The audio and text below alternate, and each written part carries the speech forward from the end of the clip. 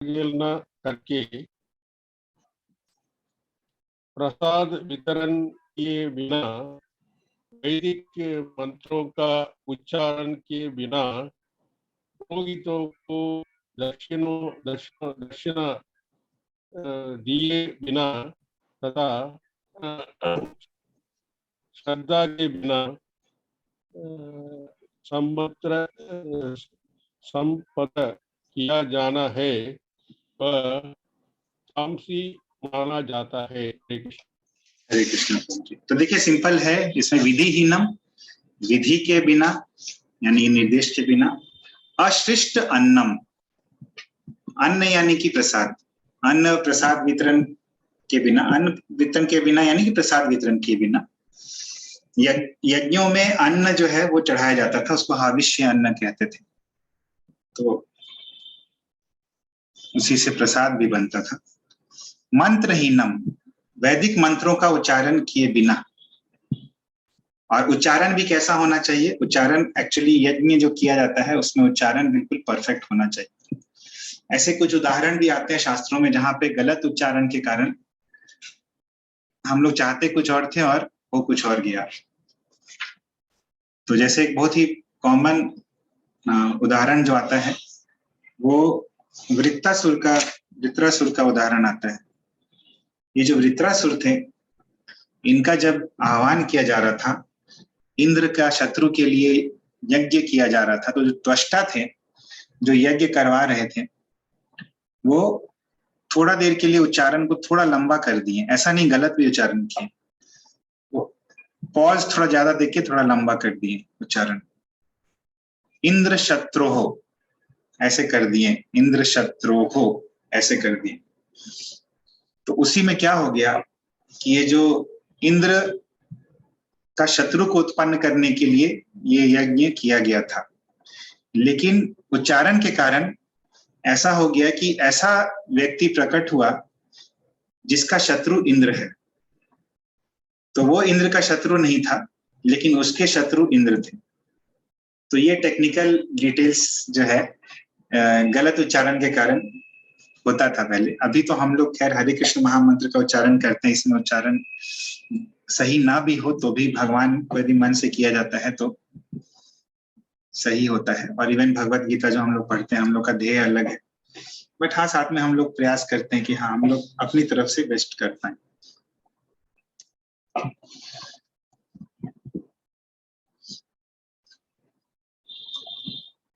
तो यहाँ पे बताते हैं श्रद्धा विरहितम, श्रद्धा रहित, यानी हम लोग कुछ यज्ञ कर रहे हैं लेकिन हमारी श्रद्धा नहीं। तो ये सब जो है इस प्रकार के यज्ञ तामसम परिचक्षते, तामसी यज्ञ कहलाते हैं। विधिहीनम, बिना प्रसाद वितरण किए, मंत्र के बिना, बिना दक्षिणा दिए, श्रद्धा के बिना किया गया यज्ञ तामसी यज्ञ होता है। तो बहुत बार देखिएगा लोग अपने मन से कुछ कुछ यज्ञ इत्यादि करवाते हैं जो कि शास्त्रों में नहीं लिखा गया है उस तरह से करवाना, तो विधिहीनम हो गया। बहुत बार लोग यज्ञ करवाते हैं लेकिन प्रसाद वितरण नहीं करते हैं, तो अशिष्टान्नम हो गया। बहुत बार लोग यज्ञ करवाते हैं लेकिन मंत्र उच्चारण सही से नहीं होता है, मंत्र सही से नहीं बोला जाता है या मंत्र बोला ही नहीं जाता है, तो ये मंत्रहीनम हो गया। अदक्षिणम, बहुत बार दक्षिणा जो है पुरोहितों को नहीं दी जाती है या उपयुक्त पुरोहित भी नहीं होते हैं, बहुत सारे फैक्टर्स होते हैं। दक्षिणा बहुत ही एक्चुअली आजकल तो बहुत मुश्किल है वैसे पुरोहित पाना जिनको हम लोग उपयुक्त तरीके से दक्षिणा दे दें और वो संतुष्ट भी हो जाए, तो इसीलिए ये थोड़ा सा प्रॉब्लम है। श्रद्धा विरहितम, श्रद्धा नहीं होती, बहुत बार करवाने के लिए लोग करवा देते हैं, उनको श्रद्धा नहीं होती कि इससे कुछ लाभ होने वाला है।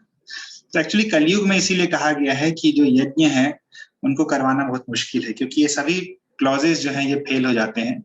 हाँ हम लोग प्रसाद वितरण अवश्य कर सकते हैं, बट विधिहीनम कर पाना, विधि कर पाना बहुत मुश्किल है, मंत्रों के साथ कर पाना, दक्षिणा सही से दे पाना और श्रद्धा अच्छे से होना, ये सब मुश्किल है। इसीलिए जो बेस्ट यज्ञ है वो क्या है?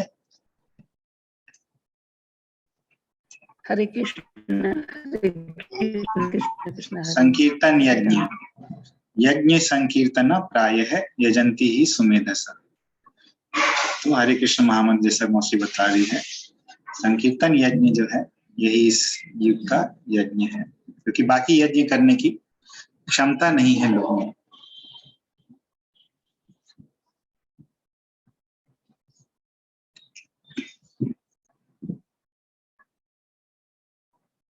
अभी तपस्या पे आ रहे हैं हम लोग। अभी यज्ञ देख लिए, अभी तपस्या पे आते हैं। तो 3 प्रकार के यज्ञ देख लिए, अब 3 प्रकार के तपस्या देखेंगे हम।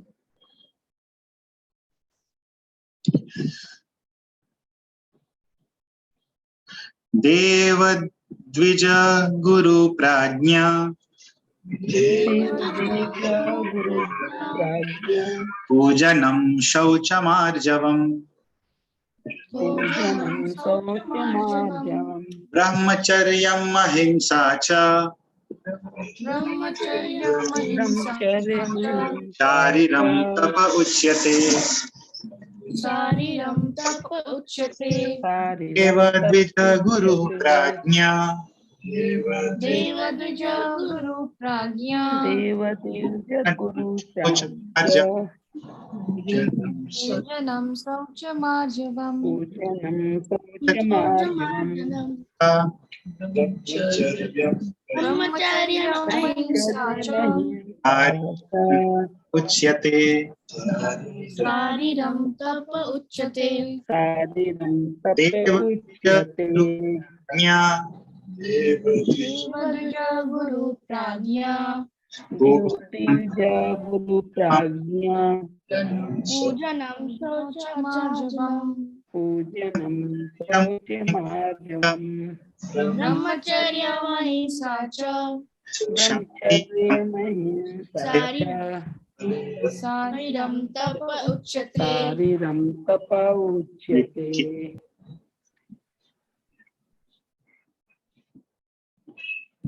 हरे कृष्ण। देवद्विज गुरु प्रज्ञा पूजनं शौचमार्जवम् ब्रह्मचर्यम् अहिंसा च शरीरं तप उच्यते। हरे कृष्ण। है, लेकिन हरे कृष्ण। है वो शारीरम नहीं है, वो शारीरम है, बड़ी है, दीर्घी है। शारीरम तप उच्यते, शारीरम तप उच्यते नहीं, शारीरं तप उच्यते। राइट। और कोई? हरे कृष्णा। देवद्विज गुरु प्राज्ञा पूजनम शौचम अराजनम ब्रह्मचर्य अहिंसा च शारीरं तप्य उच्यते। शारीरम, शारीरम नहीं, शारीरम शारीरम बड़ी। शारीरम हाँ, शारीरम तप उच्यते। शारीरम तप्य उच्यते। फिर वही हो गया, शारीरम, शारीरम नहीं, शारीरम तप उच्यते। उच्यते, राइट। देखिए 3 तरह के मात्राएं होती हैं संस्कृत में, हम लोग डिस्कस किए थे। दीर्घ, लघु, दीर्घ, या लघु को ह्रस्व भी बोलते हैं, ह्रस्व, दीर्घ और प्लुत। तो जब एक पलक झपकाने के बराबर समय लगता है किसी मात्रा को बोलने में, तो उसको लघु या ह्रस्व कहते हैं। जब 2 पलक झपकाने के बराबर मात्रा लगता है तो उसको दीर्घ कहते हैं। और जब मात्रा का उच्चारण में 2 से ज्यादा पलक झपकाने का समय लगता है उसको प्लुत कहते हैं। तो प्लुत अक्षर जनरली किसी को बुलाने के लिए या कहीं कहीं यूज होता है, जनरली ह्रस्व और दीर्घ यूज होते हैं। जैसे कि कोई मान लीजिए किसी को बुला रहा है, कृष्णा, तो देखिए इसमें ण में कौन सा मात्रा है, ह्रस्व, दीर्घ या प्लुत? प्लुत हो गया। हाँ, जैसे बुला रहा है राम, ऐसे करके किसी को बुला रहा है तो ये प्लुत हो गया। तो ये प्लुत। बाकी ह्रस्व जो है जल्दी हो जाता है और दीर्घ में थोड़ा समय। लिखेंगे कैसे? प्लुत को लिखने का तरीका भी हो, पता नहीं, ऐसा वाला नहीं। ना वो नहीं, वो तो संधि का है, लेकिन प्लुत को भी लिखने का वैसे ही कुछ होता है तरीका, ऐसे जैसा ही। लेकिन अभी जो हम लोग देखते हैं श्लोकों में प्लुत का उच्चारण अभी तो नहीं एनकाउंटर किए, ह्रस्व और दीर्घ का ही उच्चारण अभी तक देखे। हाँ, रिपीट कीजिए कोई। देव द्विज गुरु प्राज्ञा पूजनम शौचमार्जवम ब्रह्मचर्यम अहिंसा च शारीरम तप उच्यते। हरे कृष्ण।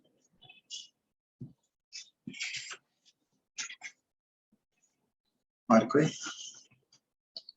हरे कृष्ण। देव द्विज गुरु प्राज्ञा पूजनम शौच मार्जनम ब्रह्मचर्य हिंसा च शारीरम तपूच्यते। हरे कृष्ण। तो देव द्विज गुरु प्राज्ञा पूजनम शौचम आर्जव। तो देखिए पहला पॉइंट क्या बताते हैं, शारीरम तपः, शारीरिक तपस्या क्या होता है। देव द्विज गुरु और प्राज्ञ लोगों की पूजा, देव यानी देवताओं की पूजा, द्विज यानी द्विजों की पूजा, द्विज यानी ब्राह्मण ट्वाइस बॉर्न, गुरु की पूजा और प्राज्ञ यानी पूजनीय व्यक्तियों की पूजा, जो आपके सीनियर्स हैं, ऐसे लोगों की पूजा। शौचम पवित्रता, आर्जवम सरलता, सरलता पूर्वक रहना। जैसे मान लीजिए कि आपके पास फैसिलिटी है, पैसे हैं, कि आप बहुत ही ऐश्वर्यपूर्ण जीवन बिता सकते हैं, लेकिन आप सरलता पूर्वक रह रहे हैं, आप ऐश्वर्य ज्यादा नहीं खोल रहे हैं अपने जीवन में, सक्षमता और सामर्थ्य होते भी हुए भी, तो इसी को सरलता कहते हैं। कमी में जीना, कमी है तो जीना वो भी सरलता ही है, लेकिन मान लीजिए कमी नहीं है लेकिन फिर भी सरलता से जीना ये ज्यादा अच्छा है, तो हम लोग आसक्त नहीं होते हैं ऐश्वर्यों से। ब्रह्मचर्यम, ब्रह्मचर्य का पालन करना। अहिंसा, अहिंसा का पालन करना। हिंसा मतलब जरूरी नहीं कि शारीरिक रूप से ही किसी को हम लोग कष्ट दें, मानसिक रूप से भी कष्ट देना एक्चुअली हिंसा कहलाता है। किसी को हम लोग शब्दों के माध्यम से कष्ट पहुंचा रहे हैं, वो भी हिंसा है। तो ये सब शरीर का तप कहलाता है, उच्यते यानी कहलाता है। तो आजकल शरीर का तप जो है कम ही लोग करते हैं। अधिकांश लोग देवता द्विज, देवता की पूजा करते हैं कुछ लोग, हालांकि द्विजों की पूजा भी करते हैं, गुरु की पूजा कम लोग करते हैं, और प्राज्ञ बड़ों की पूजा भी कुछ लोग करते हैं। पवित्रता, शौचम जो है आजकल प्रायः बहुत ही कम हो चुकी है, लोग पवित्रता नहीं रखते हैं और पवित्रता का स्टैंडर्ड जो है उसको मेंटेन नहीं करते। लेकिन जो विग्रह सेवा करते हैं अपने घर में, नेचुरली उनमें पवित्रता का स्टैंडर्ड मेंटेन हो जाता है। शारीरिक पवित्रता यदि देखी जाए तो क्या कहलाया जाएगा हम भक्तों के कॉन्टेक्स्ट में?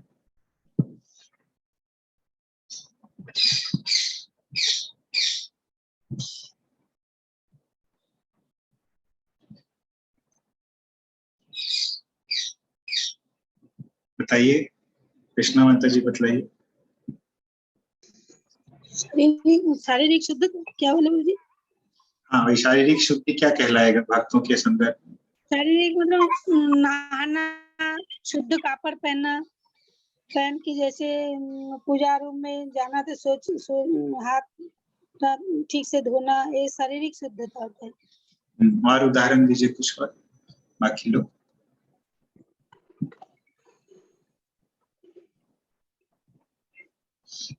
क्या क्या शुद्धता का स्टैंडर्ड रहता है यदि भगवान की पूजा कर रहे हैं भक्त लोग?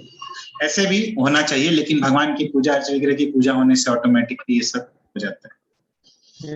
ये 2-3 बार नहाना चाहिए दिन पे, ऐसा है। सब नाखून वगैरह ठीक रखना चाहिए, और एक बार शुद्ध कपड़ा पहनना चाहिए। शुद्ध कपड़ा का परिभाषा क्या है प्रभु जी? शुद्ध कपड़ा means washed cloth, washed and dried up cloth. हर एक दिन नया शुद्ध कपड़ा रहना चाहिए। एंड नॉर्मली 2 कपड़ा होता है। नॉर्मली खाने के बाद कपड़ा चेंज करना चाहिए। अनदर कपड़ा भी पहन के मंदिर में जाते हैं, ऐसा रूल्स है, वैसे फॉलो करना चाहिए। राइट।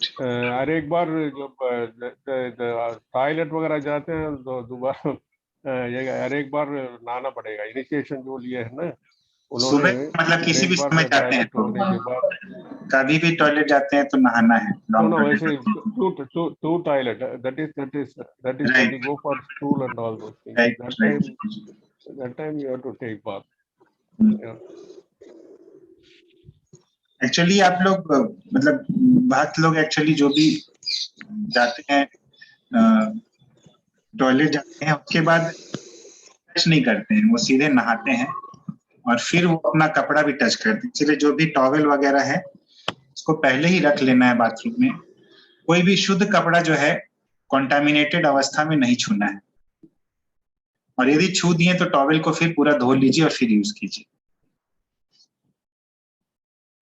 ये बेसिक नियम है एक्चुअली।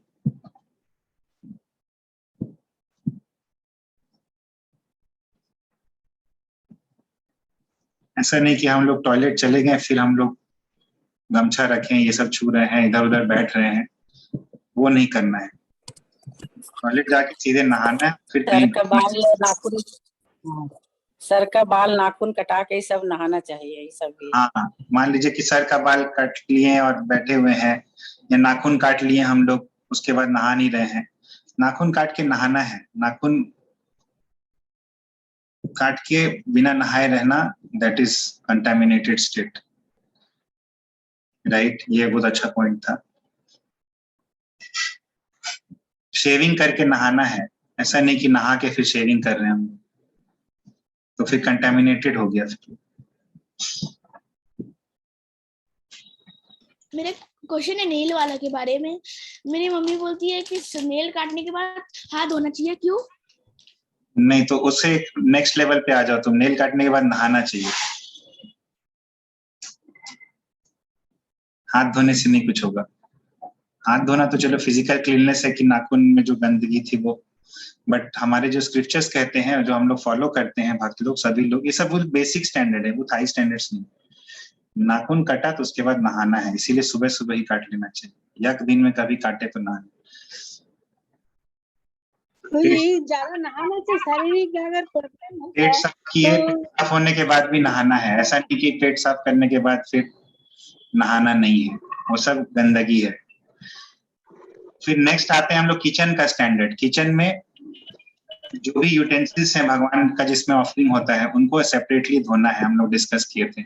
किचन में खाना नहीं है, क्योंकि kitchen is an extension of the deity room, Prabhupada बोलते थे। किचन में खाना नहीं खाना है। अवॉइड करना है किचन में जूठे बर्तनों को रखने के लिए भी, अगर फैसिलिटी है तो। किचन में बाहरी लोग आए तो उनको भी इंस्ट्रक्शन देके रखना है कि किचन में खाना नहीं है, नहीं तो लोग आपके किचन को अशुद्ध कर देंगे। अभी कहीं पढ़ रहे थे कि भगवान का जो साधन के लिए भोग लगाने के लिए बनेगा, वो सेपरेट बर्तन में बनेगा। खाना राइट, मंदिर में ही फॉलो होता है, लेकिन घर में इतना फॉलो नहीं हो पाता है। एक्चुअली मंदिर में स्टैंडर्ड क्या है कि जो परोसने का जो बर्तन होता है वो सेपरेट होता है, और भगवान को जिसमें भोग और जो भगवान का बर्तन बनता है वो सेपरेट होता है। परोसने का बर्तन और भगवान का खाना बनाने का बर्तन भी सेपरेट होता है। इसलिए देखिएगा मंदिर में बाल्टियों में परोसते हैं, जिस बर्तन में खाना बना है उससे नहीं परोसते।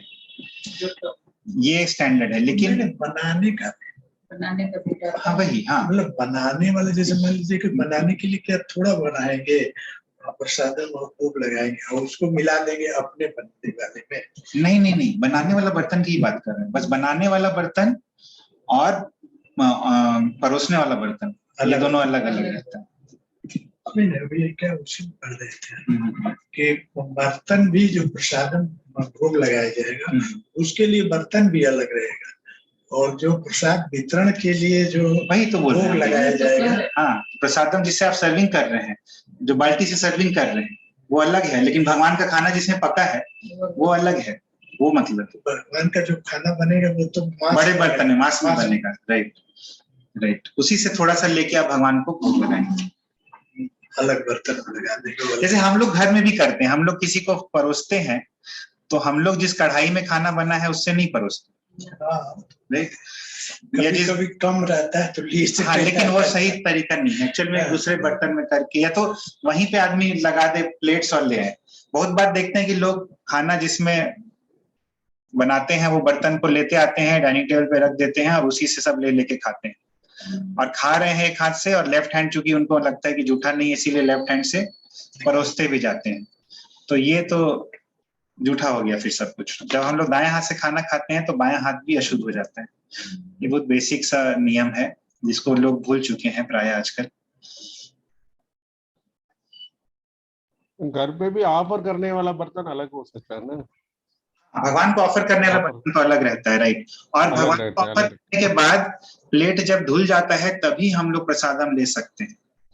मान लीजिए भगवान को ऑफर कर दिए हैं और भगवान का प्लेट्स नहीं धुला है तो फिर हम लोग को प्रसादम नहीं लेना चाहिए। प्लेट धुल जाता है फिर हम लोग प्रसादम लेते हैं। जैसे भगवान जी को भोग लगा लिए खाना प्रसाद और हम लोग फिर लेकर खाने लगे, भोग लगा हुआ, वैसे भी नहीं करना चाहिए ना। वही तो मतलब, जब पेट खुल जाए भगवान का तभी हम लोग को प्रसाद लेना है।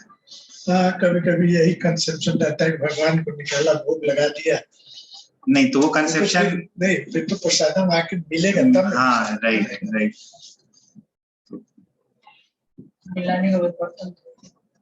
और किसी का कोई प्रश्न है इससे संबंधित? अब ये टॉपिक आ गया है। हरे कृष्ण प्रभु जी, अभी वो जो खोर्म कर्म का बात हो रहा था नाखून काटने के बाद नहाने का, तो अगर दोपहर को नाखून काटने के बाद अगर ये मंत्र हाथ धुलाई करके अगर बोल देते हैं अपवित्रो वा पवित्र सर्वात्म गतो विवा जो स्मृत पुंडरीकाक्षम सवैया मंत्र सूची, तो काम नहीं चलेगा? तो फिर आप सब चीज करके ही बोल दीजिए और काम चला लीजिए। ये तब है जब हम लोग अपनी तरफ से पूरा प्रयास किए, लेकिन मान लीजिए कि हम लोग नहीं कर पा रहे हैं कुछ, तब मजबूरी में ये है। मान लीजिए कि सब चीज कर लिए, लेकिन सब चीज करने के बावजूद भी पूरा शुद्धि हुआ, अंतर बाहरी शुद्धि कर ली लेकिन अंदर का शुद्धि कौन देखेगा, तब हम लोग ये बोल देते हैं। या मान लीजिए कि कोई बीमार अवस्था में है, ऐसे करके कर रहा है, तब ये मजबूरी में है, ये नॉर्मल कंडीशंस में नहीं है। ये जब बोला जाता है, जब पूजा में सब काम करके बैठा जाता है, उसके बाद जो पूजा भगवान जी को सती ऑफर किया जाता है उस समय जल लेके इस मंत्र को बोला जाता है ना। हर समय बोलने का नहीं है। शुद्धि नहीं होती है बहुत बार, तो आंतरिक शुद्धि के लिए खासकर ये है, बाह्य शुद्धि का ये सब्स्टिट्यूट नहीं है। मेरा भी क्वेश्चन है कि जैसे हम लोग नेल काट के आए तो गंगा जल से छिड़कने के बाद हमारा शुद्धि हो सकता है? गंगा जल नहीं, नहाना है, नियम यही है। अब जितना फॉलो कर पाओ धीरे धीरे करके, वो तुम पे है dependent, but that is the standard. और इसको फॉलो करते हैं भक्त लोग, बच्चे भी फॉलो करते हैं। और मतलब नहाने का पहले ही नाखून काट लेना है? नहाने जाओ उसके पहले ध्यान रखो कि नाखून काटना है, फिर ये सब करने का जरूरत ही नहीं है। हाँ, सब नहीं होगा। मेरा और एक प्रश्न है कि जब हम लोग अपना पोटी निकालते हैं तब तो हम लोग वेस्ट निकालते हैं ना, तो अब हम लोग वेस्ट निकालते हैं तो अच्छा बात है कि हमारा सारा अशुद्ध जो भी चीज है वो निकल रहा है, तो हम लोग को नहाने का क्या जरूरत है पोटी करने के बाद? सही क्वेश्चन है। पोटी करने के बाद नहाने की इसलिए जरूरत है क्योंकि शरीर अशुद्ध हो जाता है उसमें, you will feel that change. अगर तुम नहाना शुरू करोगे तो उसके बाद नहाओगे तो फिर तुमको अच्छा लगेगा, तुमको शुद्ध महसूस भी होगा। और यदि नहीं नहाओगे तो देखना कि एक अलग टाइप का तुमको खुद ही अशुद्धि लगेगा। बट ये तभी होता है जब एक आदत हो जाती है। ऐसे भी लगता है लेकिन हम लोग इग्नोर कर देते हैं वो फीलिंग को, बट ये है शास्त्र का नियम। और इस अवस्था में कुछ छूना भी नहीं है।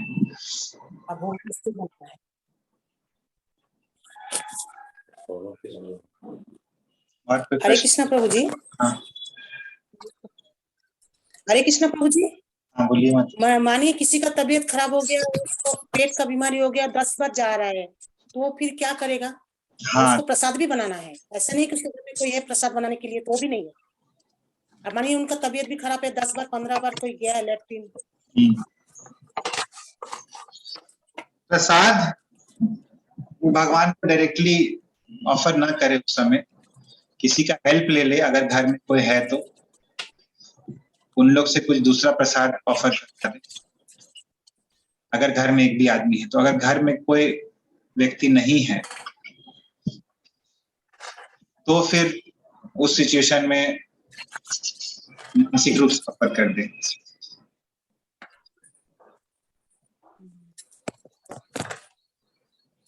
हरे कृष्ण प्रभु जी। हरे कृष्ण।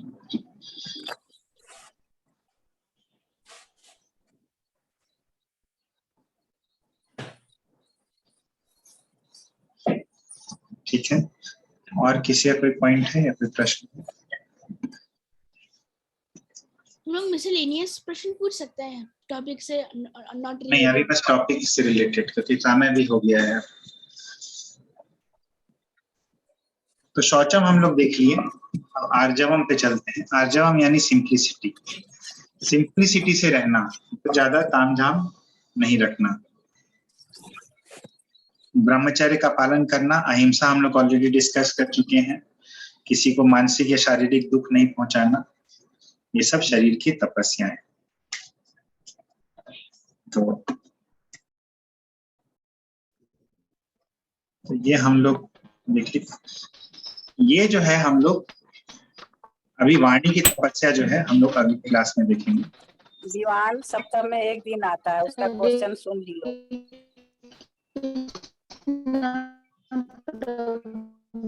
आवाज नहीं आ रहा है चाची, आपका नेटवर्क कनेक्शन वीक है,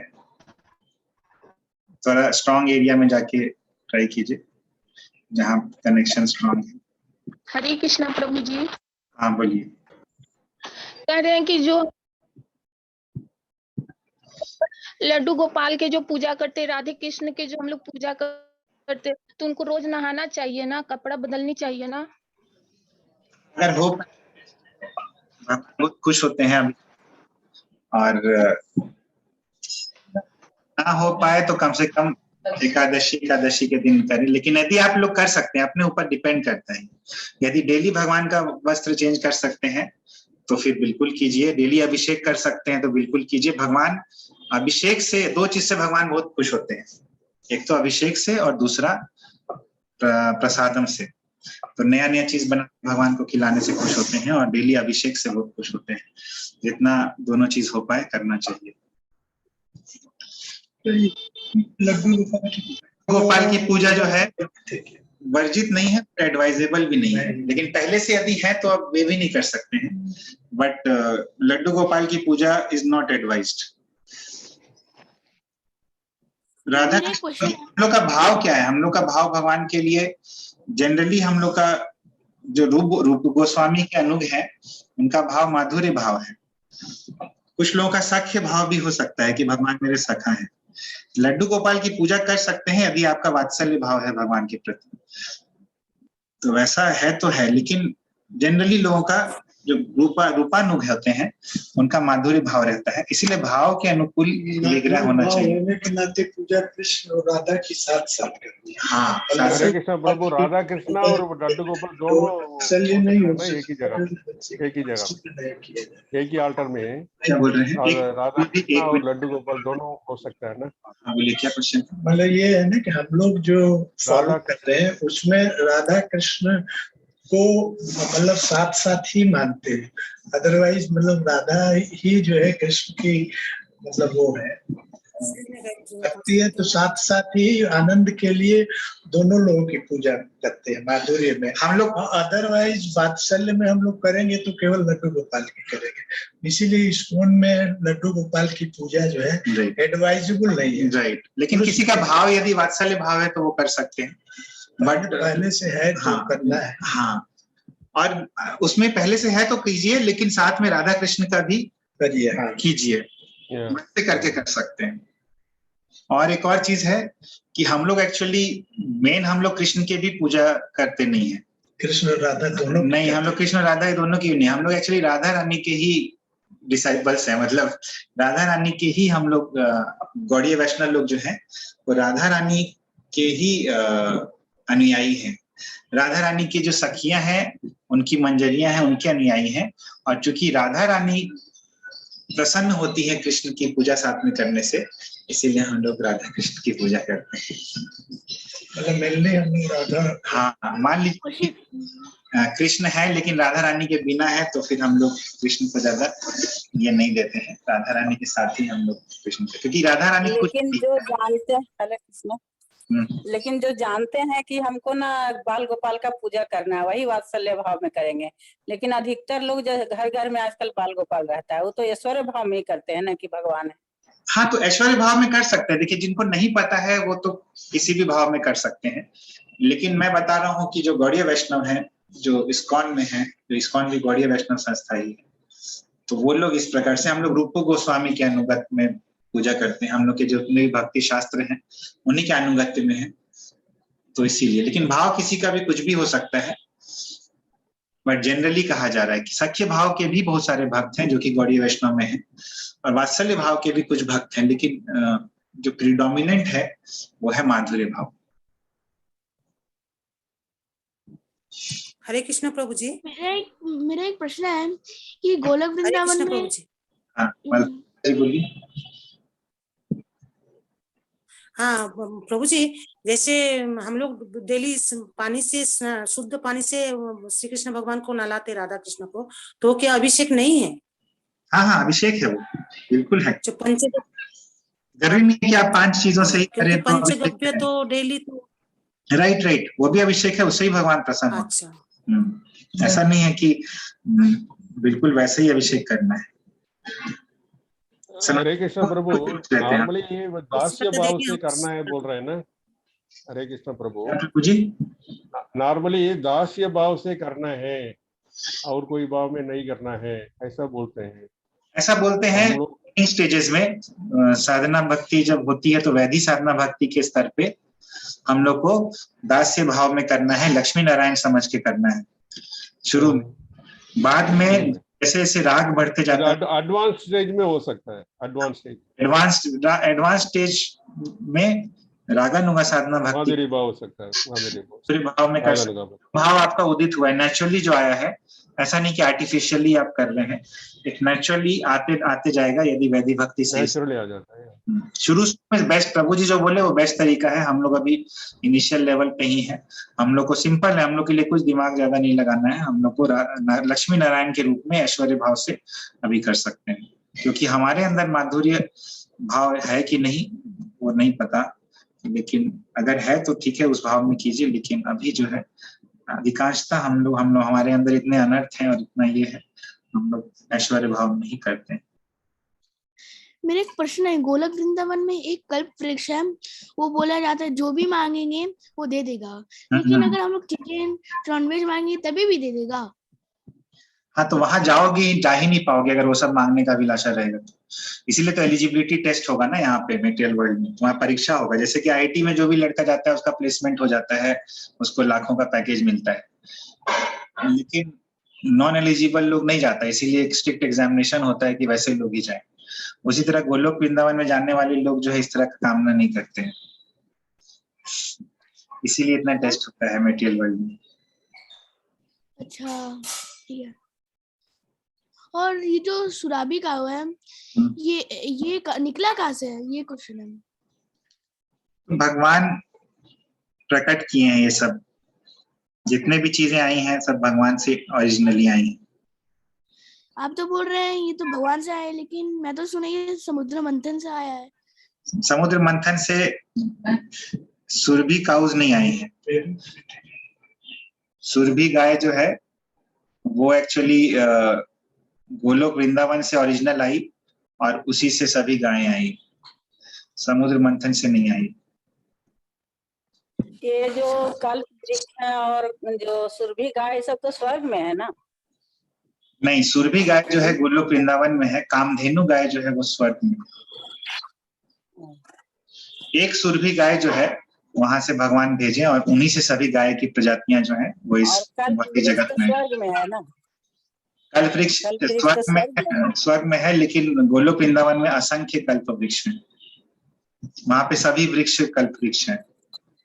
चिंतामणि प्रकर सदमसु कल्प वृक्ष लक्षावृतेषु सुरभीर, वहां पे लाखों सुरभि गायें हैं, लेकिन भौतिक जगत में एक सैंपल भगवान भेजे हैं।